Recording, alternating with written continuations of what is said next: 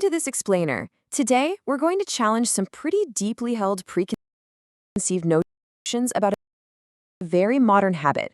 We tend to think of smoking as this relatively recent commercialized phenomenon, right? Something intrinsically tied to convenience stores, mid-century advertising, and modern daily stress.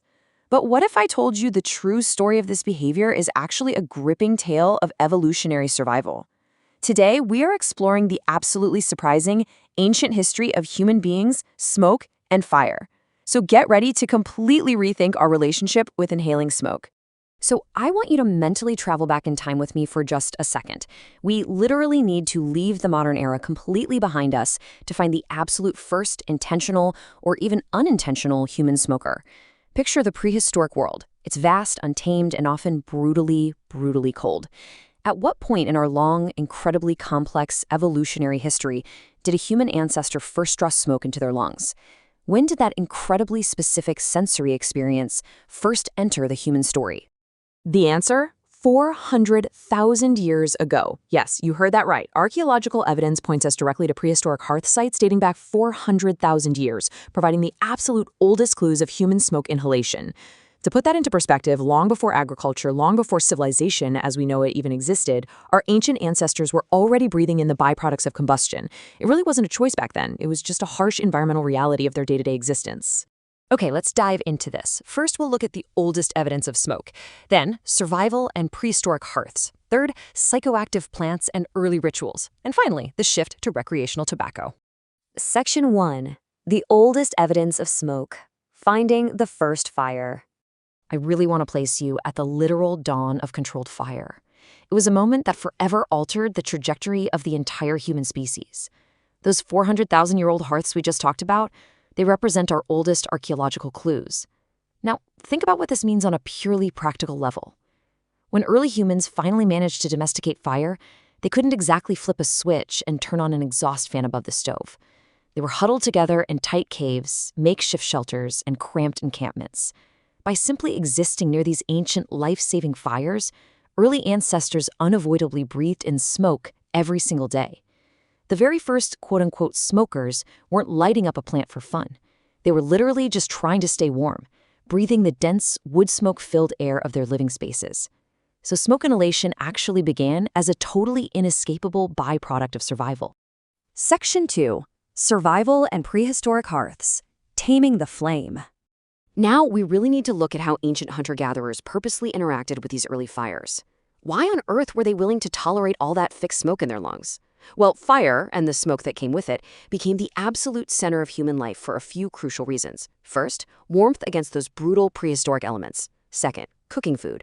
Cooking actually unlocked massive amounts of calories and, fun fact, helped fuel the evolutionary growth of the human brain. And third, warding off massive, lethal predators in the pitch black of night. Fire was quite literally the difference between life and death.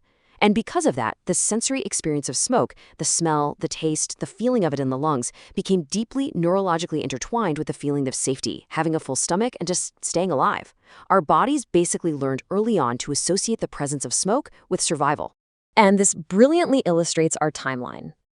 Tracing this evolutionary path, we start 400,000 years ago, where smoke inhalation was nothing more than a hearth survival byproduct.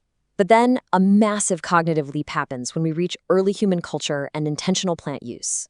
We jump from just breathing whatever random wood happens to be burning to actively seeking out specific plants, which eventually leads us right into the rich, highly complex indigenous traditions of later periods. We literally evolved from inhaling smoke just to survive the cold to inhaling smoke to alter the mind and connect with the spiritual world. Section 3. Psychoactive plants and early rituals. A cultural shift. This shift implies an incredibly profound level of ancient botanical knowledge. Early human cultures, through generations upon generations of trial, error, and deep observation of nature, discovered something huge. Not all smoke is the same. They figured out that certain botanicals, when thrown onto the fire or burned in very specific ways, possessed mind-altering or medicinal properties. Suddenly, humans were no longer just accidentally inhaling smoke while cooking meat. They were actually intentionally dosing themselves. They discovered that the smoke of certain plants could relieve pain, induce visions, or even create a shared, altered state of consciousness among the entire tribe. It was a real game changer. This early ritualistic and medicinal plant use formed the deep, sturdy roots of indigenous smoking traditions all around the world. In these early cultures, smoking absolutely wasn't just some nervous habit you did on your 5-minute lunch break. It was sacred, it was deeply respected, it was used in highly specific contexts, for healing, for ceremony, for sealing agreements, and for communicating with the divine. The plants used were very often considered literal gifts from the earth, and the act of creating and inhaling that smoke was treated with immense reverence. Section 4. Shift to recreational tobacco, the modern era. So what does all this mean for us today? Well, here is where we finally arrive at the ultimate commercialization of this deeply ancient behavior, bringing us much closer to the modern world we actually recognize. So the crucial point is the massive shift in context. Originally, ritual and medicinal smoke was sacred, it was relatively rare, and it was deeply rooted in communal survival and spirituality.